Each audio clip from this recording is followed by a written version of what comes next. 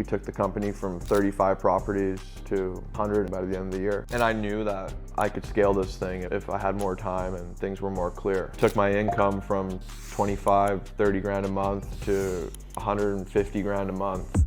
My name is Jordan Dermenjian, 27 years old, and the founder and CEO of Arton Properties. I started the company because I was this 21-year-old kid trying to get some financial independence, aspiring for financial freedom. I saw a market gap, essentially a side hustle, a side business I had in university, and just decided to go dive in head first, take it from there. And I didn't know that it was going to equate to being the vast majority of my life, what I'm devoted to entirely. The early motivations was I was broke, and most jobs I had worked or any means of making money weren't really fun. With this, I was able to get passionate about it all because I was showcasing my city. I was a hockey player growing up, so the year before I was playing across Canada, junior hockey in these small towns, and through that experience really learned how lucky I was to grow up in Vancouver and how much I took it for granted. And now being in the position to not only showcase the home I had renovated and built as a 19, 20-year-old, but the city I was so lucky to grow up in was awesome for me. Something I could get very passionate about and more fulfillment than really any sort of professional venture I had, so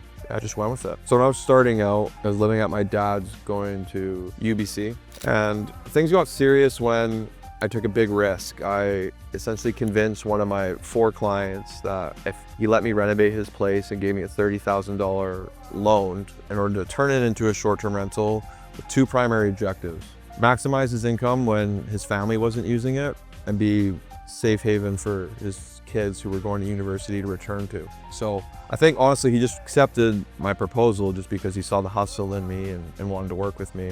And I went ahead, I did a cosmetic reno, repainted the place, redid the kitchens and the bathrooms in 40 days and furnished it. And then within the first 2 months of renting it out, I doubled and tripled his rent. So I took a big risk betting on myself that I could do something like that.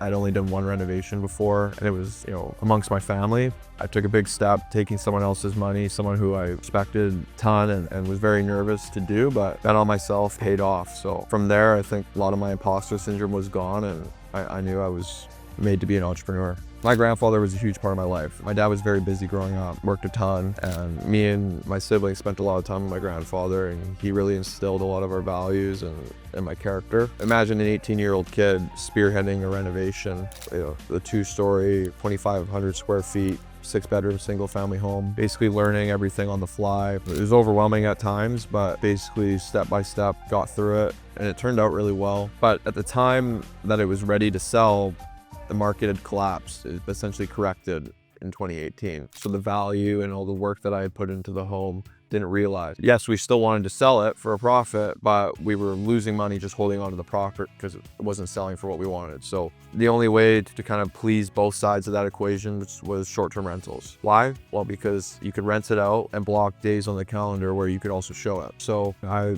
moved all my shit in there, lived there the days it wasn't rented, had my realtor show the property, and then we were renting it out. Pretty soon we realized how successful it could be if we went full-fledged Airbnb. I think second and third month we started doubling and tripling the rent, and like I said, it became very fulfilling for me because I was showing the place that I put my hard work into the last year, and then showcasing my city and all the cool restaurants that I grew up loving, and the awesome beaches and cool spots in nature that people from China, US, Europe had never seen before in their life. I was very naturally drawn to the Airbnbs and the small business I was growing. I mean, one, these guests wouldn't fucking leave me alone. So, any sort of supplies they needed, questions they had, I always had to respond right away, or else I was missing out on an opportunity to establish that home as a destination for potential travelers. But I was still very dedicated to my school and finishing my degree. It was something I was super proud of to get into Sauder and to get into business school at UBC, and I wanted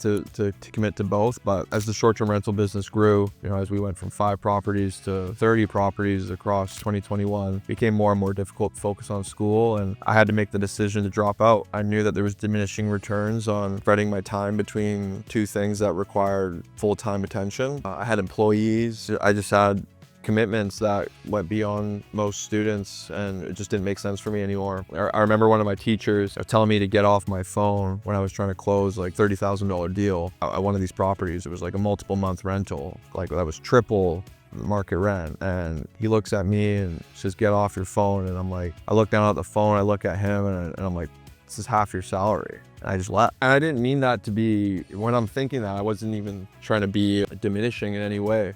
But as obviously I didn't tell him that. But in my head, it was just like, it clicked. I had a serious opportunity in front of me. And if I didn't take action, I didn't make hard decisions, it was likely gonna perish.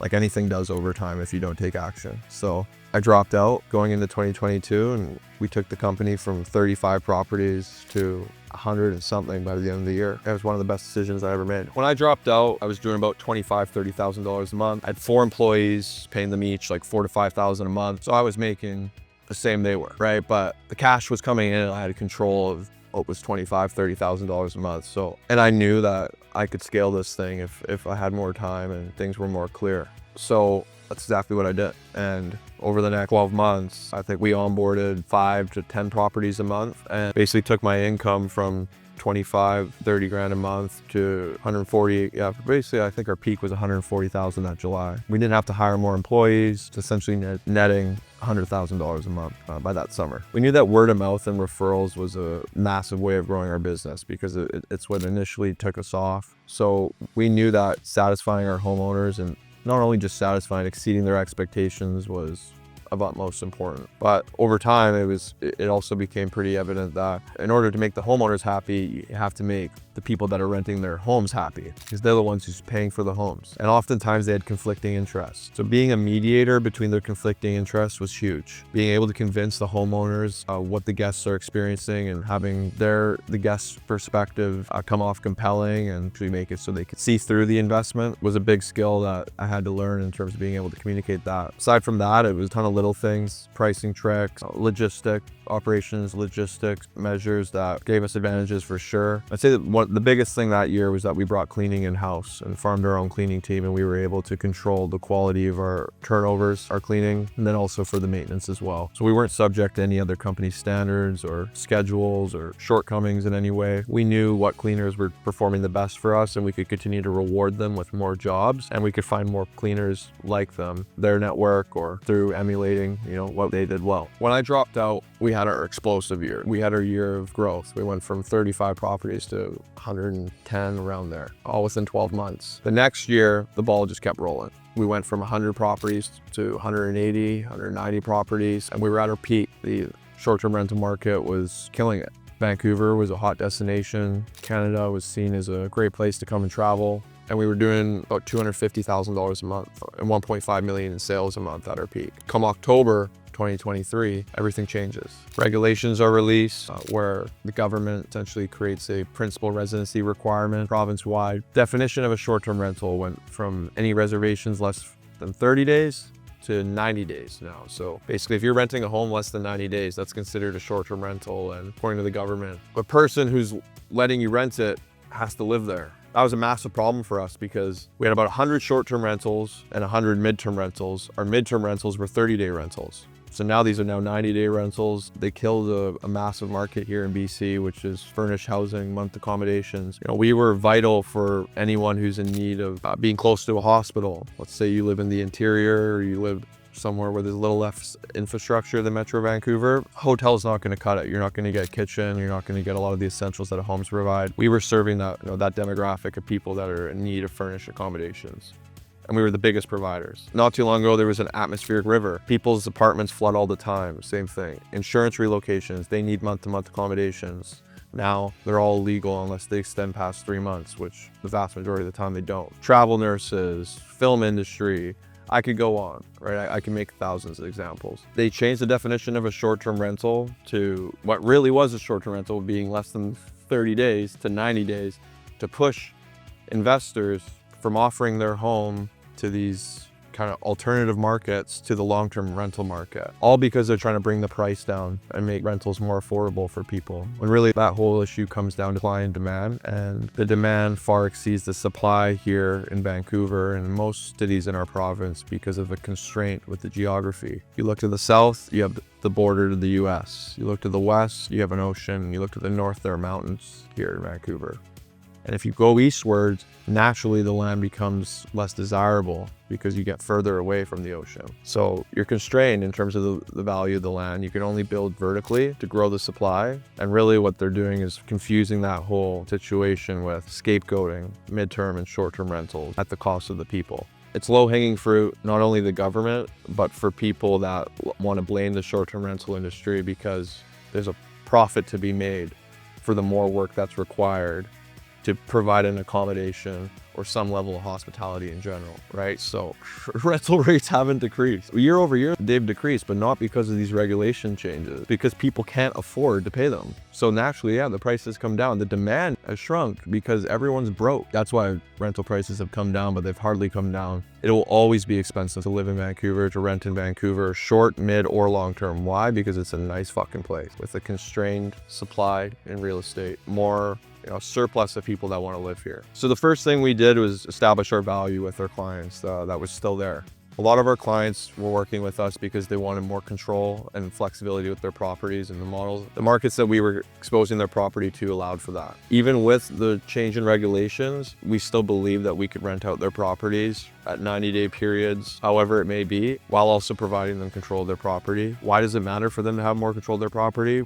Well, when you rent your place out for a year, you lose the rights to the tenants essentially entirely. For a lot of our homeowners, just working with company that originated in short-term rentals, they wanted flexibility to possibly sell their place, possibly move back in, visit during Christmas or summertime. That angle was still there, and for a lot of them we were able to keep. For 30% of them we lost. It hurt our business for sure, but I think we had a very loyal client base that still saw that we were trying to make it work, and they essentially continued to refer to us, and we stayed afloat. But where we really started to make headway was when we started to get licensed with the BCFSA as a legitimate real estate brokerage, hired a managing broker, and got into long-term rentals. But when we got into long-term rentals, it posed the question, do we just become like any other long-term rental company? But differences, we're young and we have experienced more intensive style of management. That to me wasn't flattering enough. So after months of thinking about it, we essentially came to the fact that the real area in which we could provide value, the thing that could give us a competitive advantage, was focusing on making renting easier for people for all durations. That was game changing for us because the way we came about realizing that was we were going from renting properties out on Airbnb, being the kings at Airbnb's game, to now trying to rent out properties on Facebook and Craigslist Marketplace or Kijiji, Zillow. The vast majority of people, whether they're my clients, guests, renters, even my friends, are renting places on Facebook and Craigslist. To me, that just made no sense. Facebook is a social media app and Craigslist is Craigslist. These platforms were not made for rental properties, and they lacked a ton of things that could actually make it so much more convenient for the renter, so much easier for the renter. So it became obvious to us about a year ago that if we focus on using these platforms that were just not working and outdated, instead of trying to become the platform, it would give my management companies a massive advantage. And then we could actually build to become something bigger, which is a platform that just makes renting easier for people. And that's been the goal ever since. So how do we go about building the platform? Essentially made a ton of mistakes. At first, the whole vision for the thing took time, and we hired the wrong guy to build the platform. We basically silenced the company entirely. We were lucky to still be getting a ton of referrals from our current client base, and a lot of the realtors and even some of my friends have been a massive help just sending me business. And we also had a ton of cash from the previous years, and I knew how long my runway was, and I basically had a year and a half employing these same people and running the company to build a platform that would give us a serious advantage. So what we did was we really tried to objectify the situation. If you're somebody who's trying to rent a property, what would you want to see to make things easier? What would actually make the process of renting a place easier? And that came down to a couple of things. You want to make it easier to find the property, you want to make it easier to apply for the property, and you want to make it easier to pay and secure the property. Finding the property, a ton of issues with major platforms. Half the listings are scams. There's no standards that actually are consistent, right? All the photos, some of them are shit. Some properties are great, but no consistency in terms of standards. Second is applying for the property. You can't apply for a property on Craigslist or Facebook. You have to message the guy like, hey, is this available? Or send an email. It makes no sense. And then third, paying for the property, again, no formality to it. You're subject to whoever you are trying to convince yourself to trust that they have a secure payment gateway.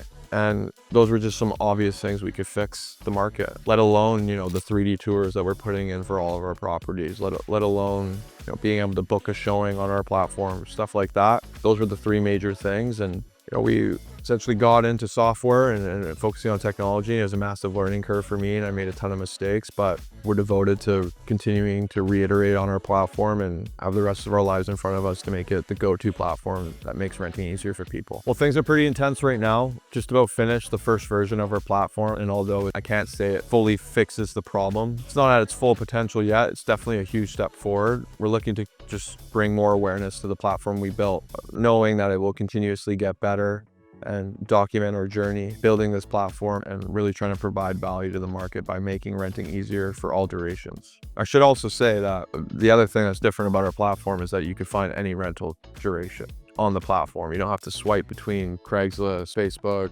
Airbnb, VRBO. It's all there. So many of our customers, so many people, especially in today's world, aren't exactly sure how long they're gonna be renting a place for, and our platform's perfect for that. The stakes are pretty tense, pretty grim. It's either we grow or we buy. You know, it's either we gain traction or we go bankrupt. I'm not willing to fire any of my employees. I'm not willing to let anyone go. Those that have stuck with me the last year and a half, I want to see it to the end with them, and I believe in the mission we're trying to accomplish. And now it's all about trying to publicize the work we've done and the work we will be putting in for the future. How do I feel about being public about all this and publicizing myself? I'm not the most comfortable. It doesn't come the most naturally to me, I should say, but it just makes sense. You know, I've devoted my life to this company and, you know, specifically this platform the last year plus. I have to make people aware of it so that we could start helping people and start fixing the problem and ultimately make renting easier for all duration. The big thing about this whole situation is that we're not just like a short-term rental company that's trying to scramble to find, you know, how it's going to survive. I'm someone that's genuinely trying to do good in the world and build a business and take my employees with me and help people. It was in the form of short-term rentals from the time I was 20 years old to 25, and since then it's been focused on all durations of rentals because it's what I know most about and where I see a ton of pain. Even my roommate, who I had to have move on, him finding a place was a nightmare. Constant rejection on every fake listing that he thought the price was too good to be true, and she was, right? You know, looking to solve that and looking to actually make a platform where it's the go-to marketplace to make renting easier for people. When they hear Arten, they're like, yeah, go rent a place there. It's like, it's way fucking easier. That's the goal.